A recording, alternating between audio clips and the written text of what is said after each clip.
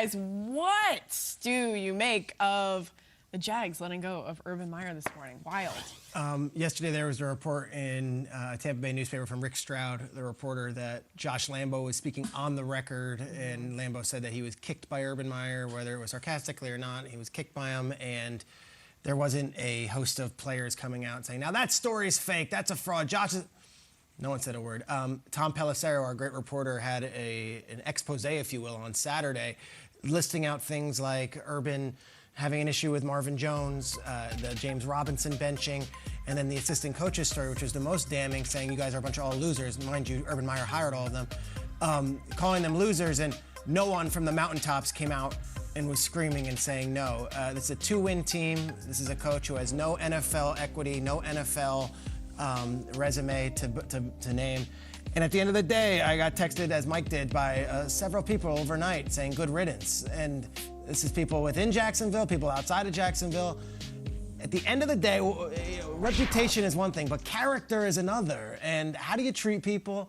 How do you carry your business? And how do people look at you in the workplace? And when you hear those reactions, God, this is unprecedented. Look, Bobby Petrino left before the season was over to take another job. He left on his own accord.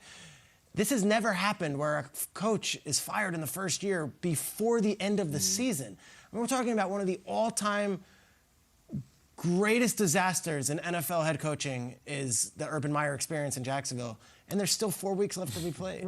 It is nuts what is going on right here. But yet I'm not surprised based on everything you've heard and all of the stories going all the way back to when he was first hired and tried bringing along Chris Doyle, the Iowa strength coach, who had a resume that did not match with NFL standards. Yeah. I think it is the standard. That Bobby Petrino was the standard of the biggest. I think this is worse. And when it comes to jumping from college to the pros, Urban Meyer has made Nick Saban look like Bill Walsh. Like, this is really, really, really bad. But there's something I like to do when these things happen. I like to go back and look at the introductory press conference that the team gave. All right, what do we got? The coach gets up there and says, I'm going to do this, and I'm going to do this. And this was back in January, and Urban Meyer, as Mr. Connor introduces him, and he faces the whole, that tenacious Jacksonville media that just tore him apart. Urban Meyer, this city of Jacksonville, when they see that Jaguar emblem, there's a sense of pride, and let's go, man.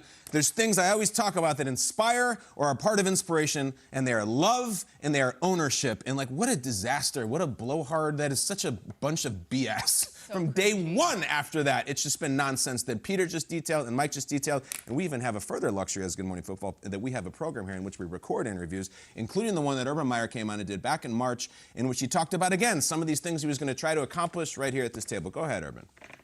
Because I care deeply for players and people, and I want to see I believe that there's greatness in everyone, and it's our job as a leader to find that greatness, and sometimes that's very uncomfortable, sometimes it's not.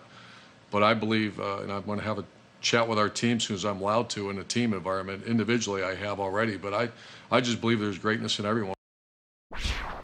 You know, there's a thing that college coaches get a bad rap for, you know, and it's that they look like oily politicians and salesmen. And when you come out and say, I care about people and I did it, and then like every single piece of your conduct runs contrary to that. And we haven't had any players come out and be like, you know, I liked Coach U. That was my guy. It just didn't happen. So I guess now you go back to broadcasting, which will give you a bunch of money, or college. But like, I don't know if that's there because the college game's changing overnight. And I don't know if you're paying attention to what's going on, Urban Meyer, but like, kids are choosing HBCUs over the powerhouse that you're going to coach, so I don't know where you go here, but like, what a disaster. I'm sorry. That's a very pessimistic, negative way to... Disaster. And this is now the new standard. Bobby Petrino, you're off the hook. No doubt about it. We thought when Urban got hired there that this was going to change the culture down there. It was exciting. And it did, just not in the way that we thought it was going to be changed. You know, we thought, wow, this is going to give them some tenacity. It's going to give the Jaguars an identity, and yet the lack of leadership has done the exact opposite. Look, you're right, Urban. Your job as a coach is to get greatness out of each one of your players. But never has greatness ever come from kicking them. So I think when you look at what's transpired down there, from Mike Garafolo's report about the players being relieved, that goes contrary to any other time. You look in the NFL, when a coach gets fired. Look, Jason Garrett just got fired as offensive coordinator, relieved of duty. As a player, you kind of take that on. Like, you know, I remember as a player, Chris Palmer got fired my rookie year in Cleveland. And it's like, man, like you feel ownership in that as a player. Like, man, we did that. Like, we didn't win games. We got this man fired. Wow. The fact that players in the locker room are giving the deuces up, like don't let it hit you in on the you-know-what on the way out. I guess speaks volumes about the lack of leadership and what has really transpired. I can't remember the last time I heard people talk about head coach as disinterested or like it's already checked out, but like that's kind of what you're hearing, and the body language too. I mean, the post-game handshake with Mike Vrabel, it was like, dude, whatever, I don't need this, I'm out. Like, it's almost like he wanted to get fired. Like he tried to get fired. Do you think he's dancing a jig this morning? Like, is this the best day of his life? So. I think absolutely. I don't think he can. You know why? Because there's going to be, he's going to want to get that full contract. Right, yeah. He signed a big deal, and if you say, well, trust me, Urban will never on the record say, like, I wanted to get fired because there goes all his money. And it's like, that's where this gets interesting, too. Schrags, that could be why the news came out so late, because there may have been some, look, we got to talk about the contract, because I'm not paying you for 4 years to do nothing. Yeah. But unfortunately for Shad Khan, that's where he's at. Kyle, you mentioned earlier that Urban is an icy dude. I have sat next to the man in a makeup chair, confirmed icy dude. What's crazy to me is that the Jags actually have 2 wins. Think about everything. All of these stories are coming out that we're hearing. Josh Lambo got kicked in August. That was before the season even started. He set such a precedent before this thing even kicked off. No pun intended. Crazy that they've won 2 games. Are you good? Like, right? It's wild to look at this team. Trevor Lawrence totally disappeared, like you were saying. It's wild. I really feel bad for those guys in the locker room.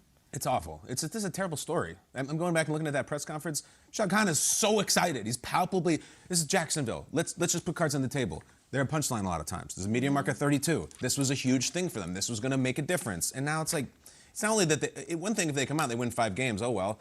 This is the dirty stuff. Nobody wants this. This is a shame. This is a football shame that this happened. I like Jacksonville. This shouldn't have gone like this. Yeah. Hopefully they can bounce back after going through all of this terrible drama.